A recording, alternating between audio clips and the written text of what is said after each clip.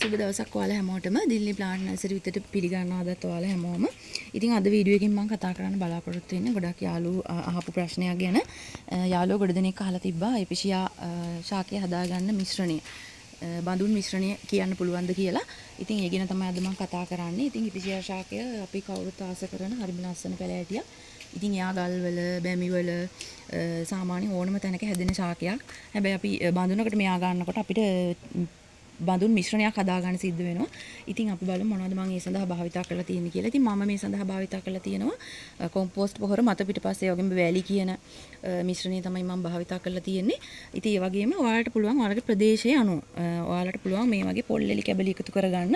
ඒ වගේම කොහොබත් එකතු කරගන්න පුළුවන්. හැබැයි මේ දෙක එකතු කරගන්නකොට ඔයාලගේ ප්‍රදේශයේ තියෙන කාලගුණික තත්ත්වය පස්සේ තෙතමනිය වගේ දේවල් සැලකිල්ලට අරගෙන තමයි ඔයාලා මේ දේවල් භාවිතා කරන්න ඕනේ. මොකද නැත්තම් අපි වතුර දැම්මට පස්සේ තෙතමනිය රැඳිලා මෙයාලගේ මේ දඬු කොටස් නරක් වෙන්න බලනවා. ඉතින් ඒ නිසා ප්‍රදේශීය අනුව ඔයාලා මේ දේවල් තෝරගන්න බඳුන් මිශ්‍රණයට භාවිතා කිරීමේදී ඒ වගේම මේ මිශ්‍රණයටම ඔයාලට පුළුවන් සමාවෙන්නේ කොහොබත් නෙමෙයි කරදහයියා. ඒ වගේම කොහොබතුත් යොදා ගන්න පුළුවන්. ඒකත් හැබැයි අර මං කිව්වා වගේ තෙතමනිය රැඳෙනවා නම් ඒ වගේ ඒ දේ ගැන සැලකිලිමත් වෙන්න පුළුවන් ඔයාලට. ඉතින් මම භාවිතා කරන මාධ්‍ය තමයි මේක. කොහොබත් ඒ වගේම වැලි මේ කොම්පෝස්ට් පොහොර කියන ටික තමයි මම භාවිතා කරන්නේ. ඉතින් ඔයාලට පුළුවන් මේ වගේ දඬු කොටස් මේ ශාකේ අපි දන්නවා මෙයාලගේ සියුම් මුල් පද්ධතියක් තියෙන්නේ. ඉතින් ලිහිල් මාධ්‍යයක් භාවිතා කරාම ඉක්මනින් මෙයාගේ මුල් ලැබීම සිද්ධ වෙනවා. ඉතින් ඒ නිසා අපිට මේ වගේ මාධ්‍යයක් හදාගෙන පහසුවෙන් මෙයා ඒකේ හදා ගන්න පුළුවන්. ඉතින් ජලයේ දීමේදී දිනපතා ජලය දාන්න එපා. එතකොට මෙයාලා නරක් වෙන්න බලනවා.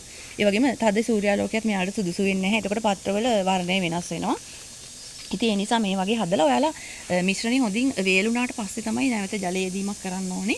ඉතින් දඬු කැබලි ඔයාලට මේ වගේ දඬු කැබලි තෝරගත්තට පස්සේ ඉක්මනින් මුල් අද්දවාගෙන සිටවනවා නම් ඔයාලට ඒකට ජලය භාවිතා කරන්න පුළුවන්. මම ඔයාලට කියලා දීලා තියෙනවා ඒ ක්‍රමය කොහොමද කියලා. ඉතින් වතුර තමයි මේකේ මම දාගෙන තියෙන්නේ. ඒකට දඬු කොටස් මේ වගේ තෝරාගත්ත දඬු කොටස් දාලා ඔයාලට පුළුවන් මේ ශාකේ හදාගන්න. ඊට පස්සේ මුල් ඇදුනට පස්සේ ඔයාලට පුළුවන් මේ මිශ්‍රණය දාලා බඳුනක හදාගන්න. ඉතින් ඕක තමයි එපිෂියා ශාකේ බඳුන් මිශ්‍රණය. ඉතින් ඔයාලටත් පුළුවන් උත්සාහ කරන්න මොන හරි ගැටලු තියෙනවා නම් යොමු කරන්න. ඉතින් ගොඩාක් ස්තුතියි අදත් මාත් එක්ක එකතු වෙලා හිටියට.